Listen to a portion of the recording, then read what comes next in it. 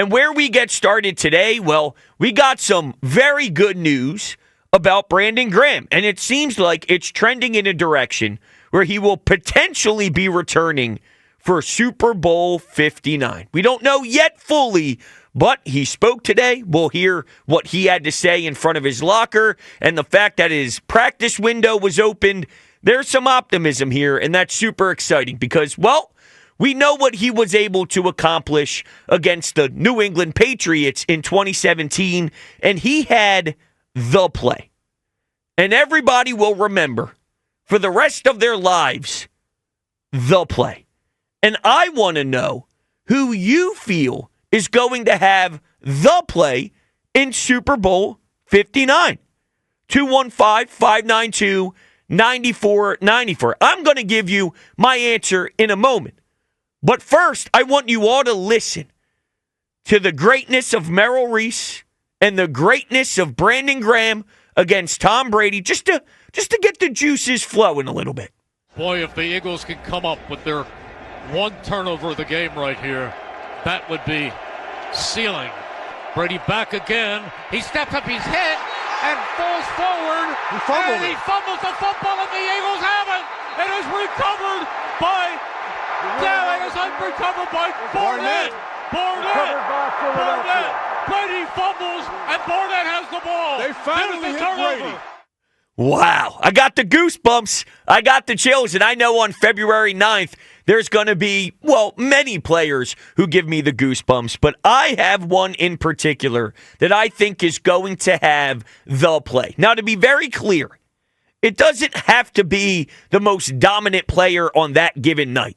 Saquon Barkley can go run for 186 yards, have 2 touchdowns against the Chiefs, but in the fourth quarter, there's a strip sack. You know, so it's not really about who's going to be the most electric player in the Super Bowl. It's more about that game-changing moment, the one that's in the history books, the photograph that you have in your man cave when it's in that glass case and you think about it and smile every single time you walk by it.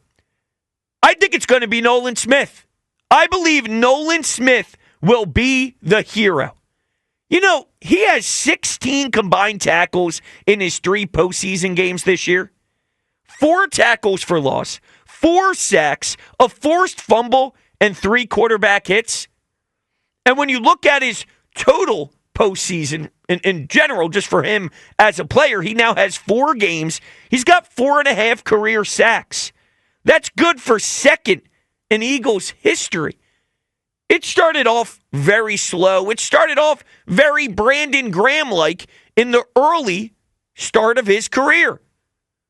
So how perfect would it be if you can go full circle and then have Nolan Smith in his second season? He breaks out when everybody had something to say about him, when there was so much noise about is he potentially a bust and can he hang in this league. He now has the play that everybody talks about in this town to help you secure your second Super Bowl championship. Wow. I really think Nolan Smith is going to be a force. And honestly, outside of Jalen Carter, he's the guy on your defensive front that is consistently wrecking games. That's how unbelievable he has become in this playoffs. It goes Jalen Carter and then Nolan Smith for me in regards to impact. He's getting to the quarterback. He's forcing fumbles. He's getting sacks. He's everywhere. And I'm a huge fan.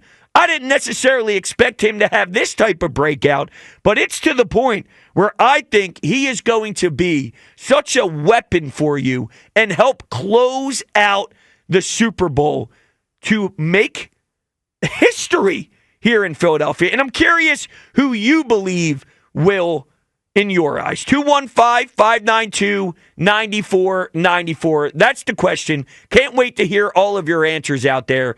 And we're tying this together with the Brandon Graham news, of course. So speaking of Brandon Graham, something I want you all to listen to is him in the locker room today. After practice, he spoke with the media, and here's what BG had to say about just being out there again with his guys and having a chance to take the field with the fellas. So, how did it feel to be back out there? Felt good, man. We just taking it one day at a time.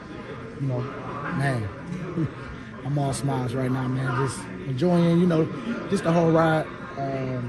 Just been rehabbing, getting to this moment, trying to keep everything in, just trying to make sure that I just, do whatever I can for the team. And we just been pushing, trying to get back, and everything went good so far. What are some of the benchmarks from here on out? Is it just how you feel after practicing a few days? Just what are the things that would, I guess, keep you from playing in the game at this point? Well, I think if I'm really striking and it's not feeling really good, I mean, today I struck a little bit and I didn't feel anything, so I'm not really worried about it. But we is gonna ramp it up a little more every day, and I'm just happy that I ain't out of shape. That's the biggest thing, because it's been a little while. But it was cool to kind of get individual, and then tomorrow I'll probably get some team reps. It was good, but we're just taking it one day at a time. Just trying to go out there and help the team. We're trying to go win this game. You feel like you're in a good. Now, yesterday I did a whole show about where Nick Sirianni is as a leader and how he's able to be such a competitive guy and what that means for this group and how I think that's actually going to set this team up to succeed against Kansas City. You add Brandon Graham and his fire into the mix as well, then it even elevates even more than I thought it was. And I had it where it is the separator between you and the Chiefs, that hunger, that determination, that competitive fire. And if Brandon Graham can somehow get out there and be a force, wow, it's going to multiply by 2. And I was already high on the competitive fire of this team. But how iconic would it be if Brandon Graham, of all people, after the season he had, after how he was playing like his hair was on fire, then he gets injured, super sad. The drama stuff we can't pretend didn't happen. There was the drama that we dealt with, and then he gets to go through the postseason run knowing if he gets a chance to lace them up in the Super Bowl, he could potentially be out there with his fellas and he can make the impact play again in the Super Bowl. Wow, that would be something else. All right, to the phones we go. I'm very fascinated to hear everybody's thoughts on this at 215-592-9494. My guy is Nolan Smith. I'm just such a big fan this year. He has really turned it around. He has won me over. And I love Vic Fangio. I love what our pass rush can be when they're dialed in. And it would not surprise me in the fourth quarter if you got to have it and Pat Mahomes is driving and the Kansas City Chiefs offense is moving and you need someone to create a turnover. That's all this defense has done. They can turn you over 3 times against Green Bay in the wild card round. They can turn you over 4 times in the NFC Championship game, facing off against the Commanders. Well, how about it? Nolan Smith bends, and he gets around the end there, and he just gets to Pat Mahomes, and the ball is on the carpet. Who knows who picks it up? Jordan Davis, Milton Williams. Somehow Derek Barnett comes back and jumps on it. I don't give a damn who it is, but Nolan Smith is going to make the play. To the phones we go. Let's start things off with Tim in Delaware. What's happening, Tim? Hey, what's happening, man? How you doing? Good. How are you? Doing good. Just got out for work, man. Beautiful. Just wanted to talk a little about the Super Bowl, and I hear a lot of people, they put a lot of emphasis on Patrick Mahomes, but I'm telling y'all, like, if you think about what happened in the last Super Bowl, I wouldn't say Patrick Mahomes beat us. I think their whole team, you really got to beat the entire Chiefs team. You got to beat their offense, their defense, their special teams. If you remember, Kadarius Toney ran it back to the 5-yard line. After that punt. The punt on 4th and 3. Yep. Yeah.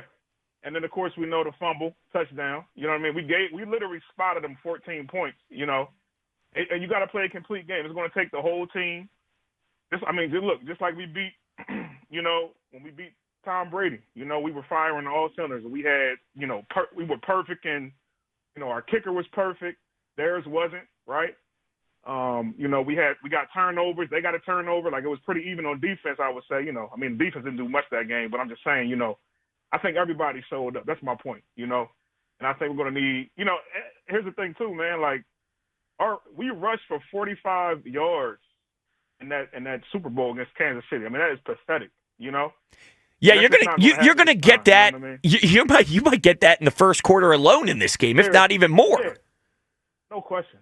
So I think I feel confident. I think because I love the team that we had this year. You know what I mean? I think, of course, everybody's went on Jalen's ass the whole year, but I think he gets it. I think he understood the formula, and I think during that bye week they spoke about, hey, here's the formula that's going to help us win, and he bought into it, and the whole team bought into it. For the most, I know we had some issues here and there with the pad, AJ Brown and stuff, but for the whole team bought into a winning formula, and I think we're ready. We're ready, man. We're going to take it. I feel the same way. Now, Tim, before I let you go, who was going to step up and make the big play?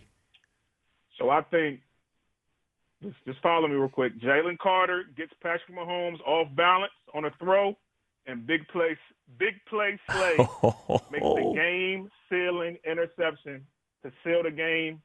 Eagles win. I love it. Tim, thank you so much. I appreciate your call. I love Big Play Slay as the answer. He's had some awesome moments in the playoffs. And speaking of Darius Slay, recently Ashlyn Sullivan got a chance to talk to him, and he was saying how, look, this might be the end for me in Philadelphia. And if you're telling me that he's the one that helped secure a Super Bowl championship before maybe the next chapter of his career starts in a different spot or whatever, I don't know exactly how it's going to play out, but he was discussing how the NFC Championship game may potentially be his last home game at the Link. And if you're telling me he's the one that closes the door, that's incredible. Now, Buzz, I'm curious your thoughts on where you believe this may go. It's the fourth quarter. It's a one-possession game. Somebody's got to make it happen, whether it's offense or defense. Who do you think?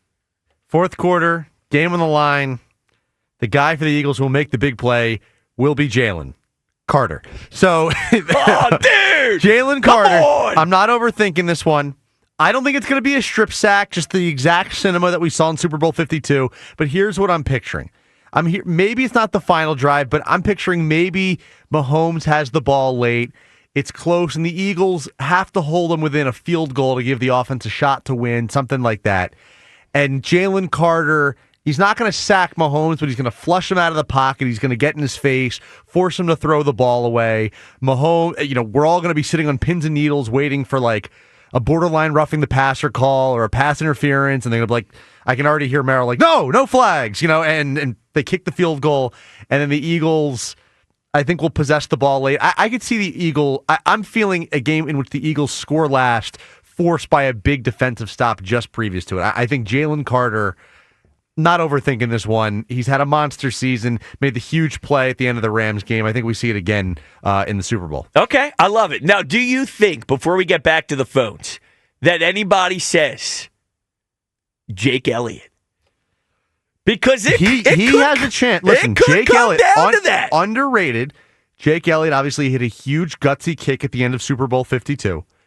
If Jake Elliott hits a kick for the win, suddenly no one cares at all about the pretty subpar season he just had. If the Eagles drive the field, all right, picture this. We're all, vomiting if this happens. I bet you're about to say exactly what I'm thinking. Eagles drive the field. They're down 2. Uh-huh. They get it to like a 50-yard kick. And Elliott's got to line up a kick for the win. And the entire season relies on his foot. A 51-yarder. No one's going to be able to watch. A 51-yarder. And somehow he's going to find a way to like double doink it in or something. Oh, please no. Listen, whatever works. I don't care how they get there. As long as it goes through. As long as it goes through. You're right. As long as it goes through. All right, Jacob in Kentucky. You're on WIP. What's up, Jacob? What's going on, bro? What's up, man? Hey, I wanted to bring up the Brandon Graham point first. Sure. Kind of connected to how it'll affect the game. I think one of the biggest advantages that the Eagles have that people don't really take into account is the emotional edge. I think from Saquon coming over from the Giants, kind of having an underwhelming career, compared to what his standard is for himself, and then how you see immediately how it changes when he comes to the Eagles. Brandon Graham getting hurt early, or early enough to really devastate people that have that connection with him. And it's kind of like the Jason Peters thing, where he goes down early in 2017, and you're trying to make plays to essentially like bring him along and get over the hump so that he goes off on a high note. And I think that they're just like playing with house money from that point of view. Like they feel like they're the best team in the world, and I don't think that from a mental capacity, none of them think that they can't get it done. You saw Jalen after he made the big play to AJ Brown in the mic'd up, like he knows that's who he is. So I expect that to be what everybody's mindset is going into this game. Like none of these people are afraid of the Chiefs mystique or the dynasty, fears or whatever.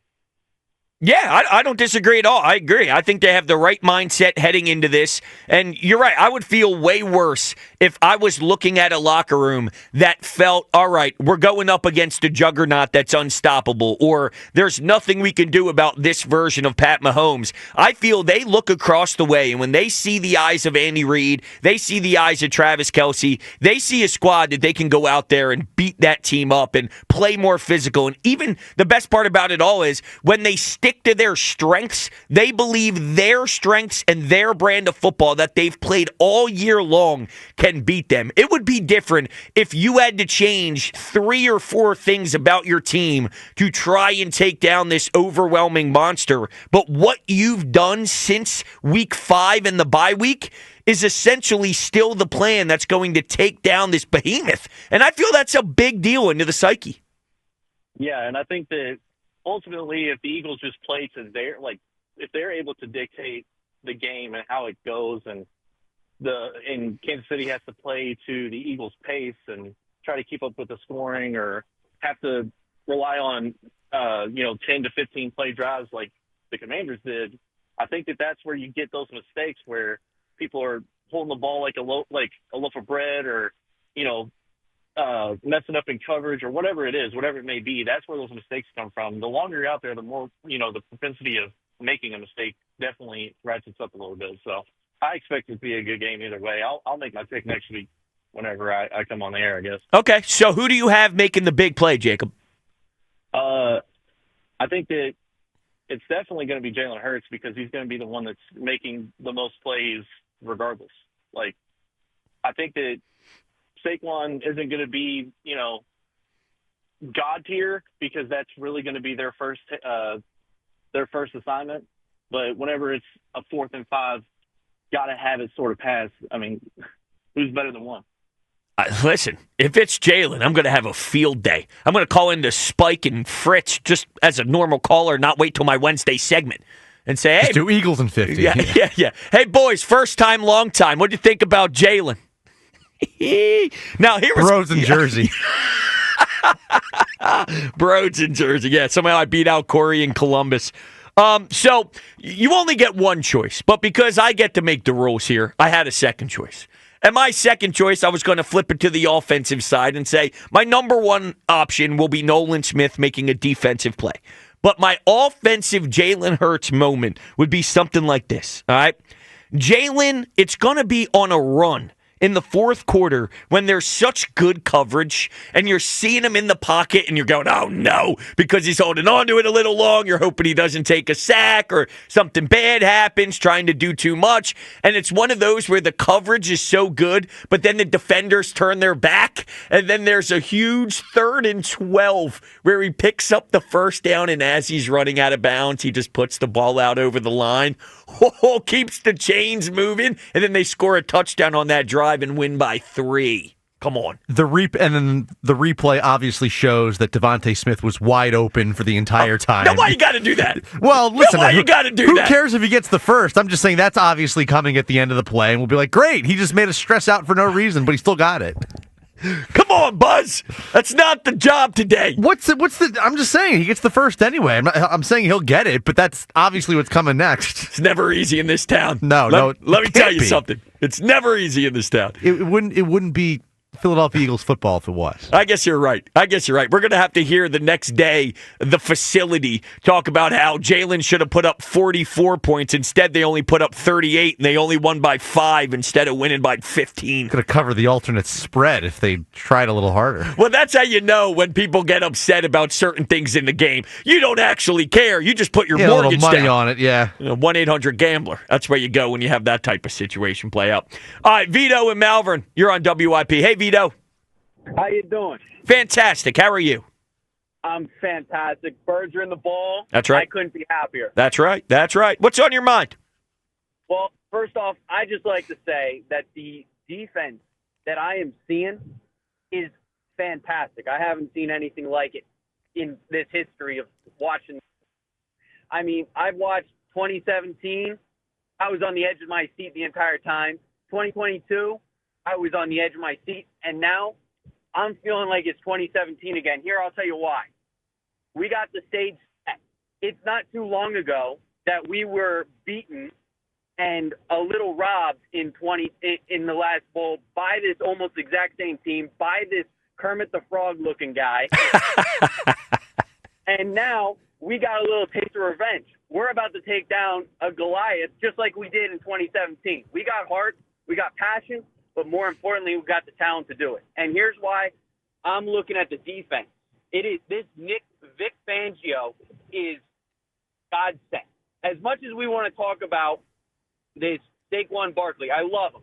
Passionate guy, love the offensive line that he's building, and that all-around team, not just about me kind of mentality. I love that.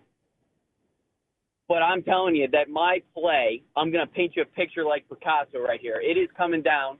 I think Mahomes is going to have the ball last. And it's going to be a tight game, and we're up. And he's trying to cut it, do the Mahomes things he does. But it's basically Vic Fangio is going to basically make it look like a blitz. And all of a sudden, you'll have a lot of pressure coming from Davis and, oh my gosh, I'm driving. Carter? I'm telling you. Milton Williams? Oh, yeah. All of them are and you're going to see Vaughn just sitting there. You're going to think something's going to happen, right? Kelsey is going to get the ball, and he cuts through the center, and all of a sudden Vaughn comes in for the tackle and punches it like they were doing this past Sunday.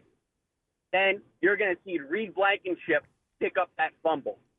And that's how it's going to basically go down, out of bounds. We get ball, kneel the rest of the way. Wow. The last couple minutes. Vito, that would be tremendous, and thank you for the call. And that wouldn't surprise me at all. If this thing ended because the Eagles' defense turned the Chiefs over when the Eagles' offense put them in a position to have the lead with, let's say, 3 minutes to go, and then you have a peanut punch out? Come on. I mean, that's what they do. I've stressed this for a while now. It's absurd to have a defense that swarms you to the point where they are locking in 3 or 4 turnovers a playoff game. 1 turnover is big in itself. You're getting 3, you're getting 4. Now, granted, I do believe the Chiefs in general, as winners, are a little bit better at keeping possession of the football compared to what we witnessed against Green Bay and what we witnessed against a team in Washington who, let's be honest, they're not NFC Championship game material right now. They had a fun little cute ride, but they really aren't that type of team to be in that atmosphere, right? And the greatness of this Eagles defense proved that. I don't think the Chiefs will be as easy to turn over, but if that's the 1 turnover of the game, that wouldn't surprise me. You're going to get 1. Maybe you don't get 3. Maybe you don't get 4, but you're going to get 1. And maybe that 1 is Zach Bond with a few minutes to go when Pat Mahomes is trying to have his magic. Yet the defense and Vic Fangio come up large once again. I got goosebumps thinking about this, and we got 3.5 more hours, so I can't wait to hear from everybody at 215-592-9494. With Brandon Graham potentially returning, who makes the play in Super Bowl 59? Just like Brandon Graham made the play back in 2017. So it's not about who's going to have the most dominant game. I'm saying the play, the highlight, the moment, the picture, the photography, all of it. When you think back to Super Bowl 59, this is the image you are going to see. And I guess back in 17, there was Nick Foles in the end zone catching Philly, but Brandon Graham's was definitely right up there. So I guess it's possible where there is a couple, but I'm asking you, as you talk it through with me about how you see this game playing out, who's the guy that makes the play? 215 592-9494. My answer is Nolan Smith. And coming up next, you will hear Howie and Nick Sirianni on the phone with Nolan Smith at the time of the draft. Interesting audio. You're not going to want to miss it. It's Brodes, and it's you on 94 WIP.